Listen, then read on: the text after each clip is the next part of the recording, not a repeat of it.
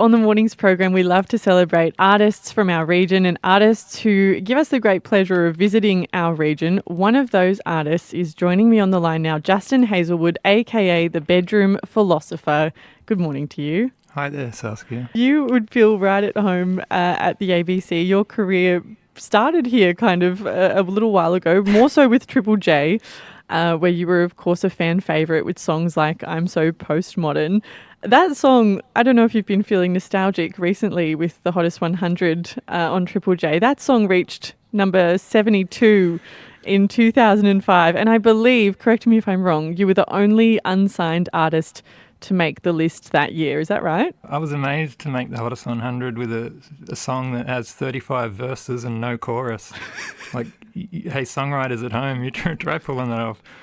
Maybe it's the only song that fits that songwriting structure since Man Overboard by Do Re Mi. Be that as it may, yeah, your original point about being at home on the ABC, I'm sort of in my mid-40s now, and I'm really looking at my watch, waiting for the call-up to just go into a local ABC sort of, morning slot and get me cardigan on and start getting texts about someone who saw an echidna on the side of the road, and then I'll, improvise a poem about it. And just on I'm So Postmodern, it is next year's the 20-year anniversary of the Hottest 100 in which it appeared. So it's, for an independent dude like me, I do clock that and go, ooh, exciting. I'm going to get some traction. And they'll be like, we're going to ring up Justin Heazlewood and ask him about, what are you doing, Justin? Oh, I'm just, mowing the lawn in Burnie. And what'd you think of your song? And I'm really I'm reaching that legacy stage of my career. And it's, time goes so fast, Saskia. I mean, it was only yesterday I was mooching around, playing at the Gypsy Bar or going on the merry-go-round in Canberra, the carousel. I set the record for the longest performance of The Horses by Daryl Braithwaite while riding on the horse carousel on Melbourne Cup Day. Do you know how great it is that you brought this up? Because Daryl Braithwaite appeared on this program last week, spruiking his reunion show or, return to the stage in Canberra. Did he really? Yeah, he was in Canberra on Friday night and he told me one thing, he hates being called Dazza, so don't call him Dazza.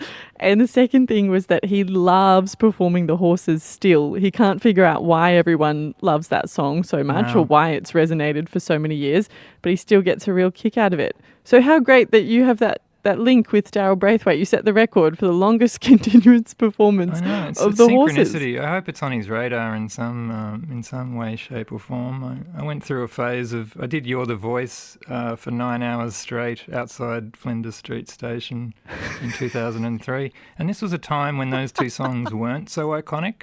Like, they were a little bit daggy at the time. And people were like, oh, that song, and now those two songs have gone into the stratosphere. Do you think that you could claim a little bit of credit for that? Because perhaps you just made them earworms by singing them so incessantly. The only thing I'm claiming is invoices for, my stationery and stuff on my tax returns each year. But if anyone wants to award me some sort of credit, look, I'm talk to my agent, who is just me with an American accent. Why did you decide to sing The Horses? I mean, if it wasn't, the iconic song that it is now, when you did that. It was Melbourne Cup Day, and I thought the synchronicity of The Horses on the Canberra horse carousel. So I was literally with a helmet on a horse, bobbing around, doing 100 laps while singing. And I just thought those three things might be my greatest thing I've ever done. And if you can go on YouTube, and I did upload is it Peter Hitchener, or the local ABC News host at the time, there was a 2-minute story on the local news, and then at the end there's a very prim and proper newsreader just going, and then he threw to the weather, and it's just one of the greatest hymns.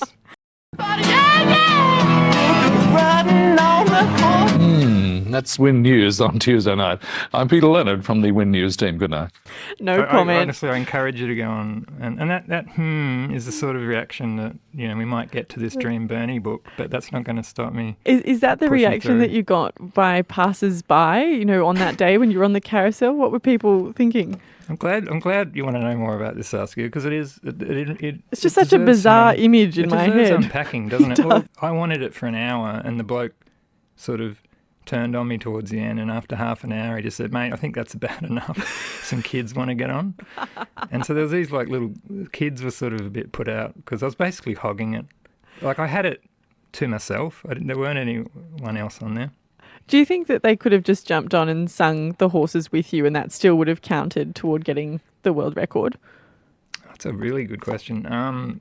Well, I guess just hindsight's a beautiful thing, isn't it? The only child in me was very... it might have been a health and safety thing. I think it was clear the area. This sort of skinny undergraduate uni kid wants to sing a song. He might be having a breakdown, or he might be a sort of Triple J genius promoting an album. We're sort of flipping a coin on that. And I think he needs a bit of space. Because it was pretty high octane. It's not like I had the yoga skills I have now. The core balance you have to manoeuvre yourself on a merry-go-round horse while playing one of Australia's most beloved folk songs. Tell me about your book, which you're coming to Canberra to promote, Dream Burnie. You want to make us fall in love with your hometown. Well, I just think that it could be a book with interviews with artists who grew up in regional Australia, and I think anyone who grew up in a country town or a regional area should already be able to relate to it off the bat, because they're just interesting stories.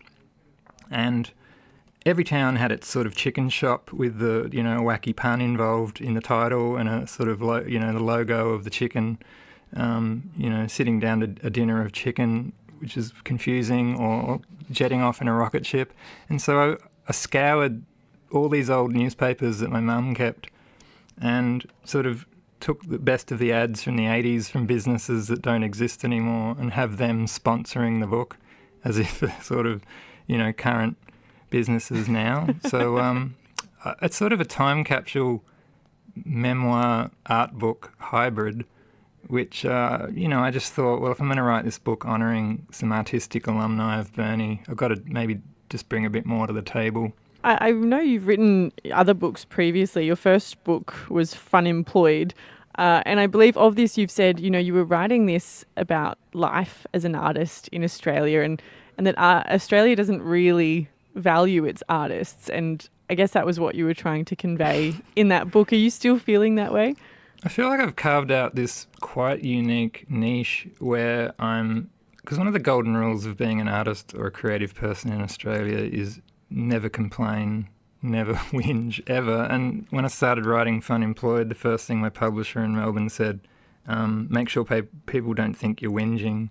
So I was like, you're on the defensive. As soon as you start talking about, how hard life as an artist might be, or what we go through, or how we deserve empathy, you're already in a defensive corner, which is sort of where society or Australian culture has positioned us. Look, I'm already complaining and you're already slightly annoyed by the sound of my voice. See, I'm telling you, I do one of the hardest jobs in the world, which is try and talk about the fact we're out there, running small businesses, self-promoting ourselves as a product, what that does to your mental health. And look, I think it's interesting. I mean, I just feel it's literally a bit controversial, and I suppose I've had to make peace with that. You run into someone at a wedding and they're like, "Oh yeah, you did that book where you just complain about being famous." I had someone say that to me once. So it's, you spend 3 years of your life writing a book and interview over 100 different artists, and there's 30 different chapters from depression to jealousy to promoting yourself to selling out, and then it gets distilled into this one line. So you really got to, I don't know, if you stick at it long enough, as I guess I have, I'm sort of taking ownership of it all, and I'm sort of ready for the barbs or criticisms that might come. But at the same time, I get such warm, glowing sort of emails from other creative people Like Josh Pike, the singer-songwriter, emailed me to say he really appreciated my chapter on fame, which is a unique set of circumstances that only a small percentage of the population go through.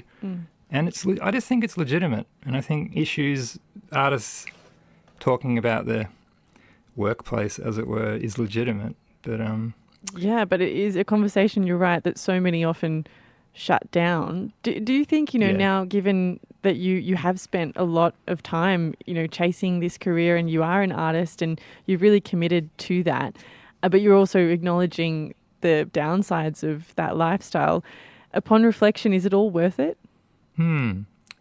Look, it is. I'm not sure what else I'd be doing with myself. And I think the conclusion I came to was that there is a paradox going on, and being an artist is your dream job, and it's also your real job if you are professional about it. And so right off the bat, that's a Venn diagram that possibly doesn't add up. Yeah. And, right now, if I had to pick one thing that I took home from doing Fun Employed and even doing Dream Burnie, it's okay for there to be paradoxes. Like, it's okay for things to be abstract. Like, not everything has to add up. Art doesn't have a monetary value that defines whether it's worth something or not.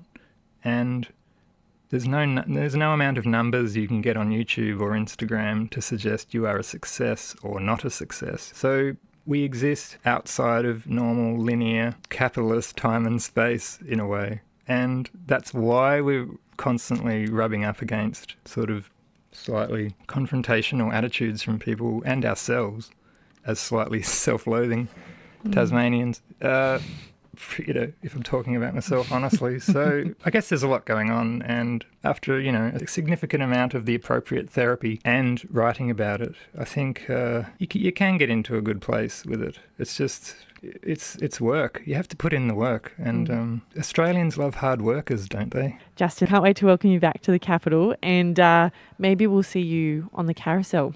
Singing the horses. I've got to do a publicity stunt to promote this gig, so I might beat my own world record of 30 minutes. Yeah, maybe see if they can let you have it for an hour this time. Only then will I get the respect I deserve. Yeah, I think that's what you've been waiting for all these years. Thank you so much, Justin. Thanks, Saskia.